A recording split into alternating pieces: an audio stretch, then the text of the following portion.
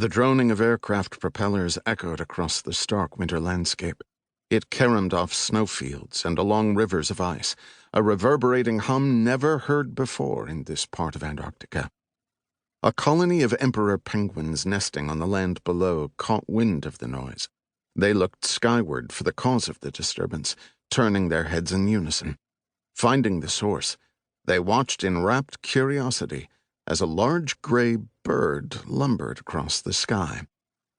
That bird was a Dornier flying boat, an all-metal silver aircraft with a registration number painted in large block letters. It boasted a high-mounted wing and two powerful radial engines arranged sequentially along the centerline of the fuselage. One engine pulled the plane forward, while the second pushed it from behind. Those who flew this model of the Dornier called it the Whale, mostly because of its great size, but also because the plane's ribbed sheet metal resembled the distinctly folded blubber on the underside of many ocean-dwelling leviathans. Inside the aircraft, a middle-aged pilot sat at the controls. He had brown eyes and graying hair, but with a thick growth of dark stubble on his face. He wore a buttonless blue jacket known as a Fliegerbluse. The captain's badge on the collar indicated his rank, while an eagle grasping a swastika on his breast identified him as a Luftwaffe pilot. A temporary name tag, only recently sewn onto the Fliegerbluse, gave his name as Jurgensen. Tilting the wings and glancing down at the penguins through the heated cockpit glass, Jurgensen marveled at how the birds lined themselves up in near-perfect rows. "Kleine Soldaten," he said in German. "Little soldiers." The co-pilot laughed and then pointed to something else. "Blaues Wasser," he said. "Blue water. It must be another lake. That makes 3 in the last 50 kilometers, all along the same line." Jurgensen turned his attention to the lake up ahead. He saw a long, narrow stretch of aquamarine water shimmering in the sun.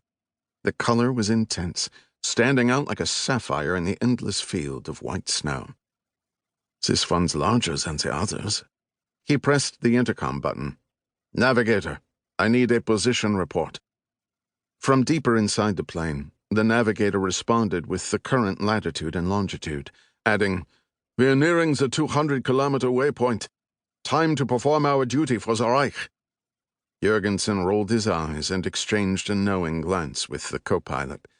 They were officially here as explorers, photographing large swaths of the unexplored continent. But in 1939, exploring unknown lands meant claiming them for king and country, or in this case, for Führer and fatherland.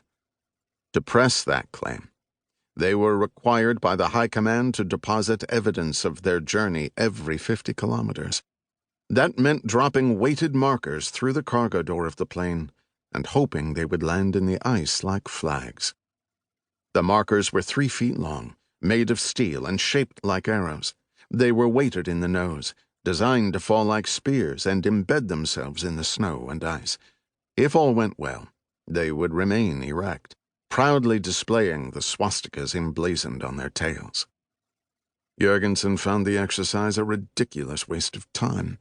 As far as he could tell, the arrows either fell down upon impact or plunged so deeply that they'd vanished from sight. Jurgensen made a quick decision and pressed the intercom button. "Our true duty to the Reich is to find things of value. Liquefied snow and ice suggest geothermal heat, which shall be of tremendous use should the High Command decide to build their base here. Strap yourself in. We're turning back for a landing." With the intercom silent, Jurgensen addressed the co-pilot. "Contact the Bremerhaven. Tell them we're landing."